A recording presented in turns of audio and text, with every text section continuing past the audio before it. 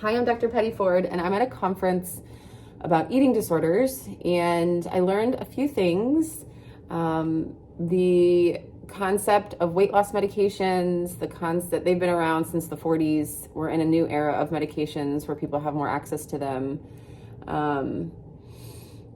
We're in an era where ultra-processed foods is becoming more of a conversation because of the administration and how they're presenting public health patterns. And then we're in an era where neurodivergency and ARFID is becoming more understood. And so I've been in the field for 10 years, and this was one of the first times in this conference I felt like I was more of the seasoned clinicians. And in my medical group, it's a group of dietitians. We love connecting your experience, your story to health outcomes and making it super individualized.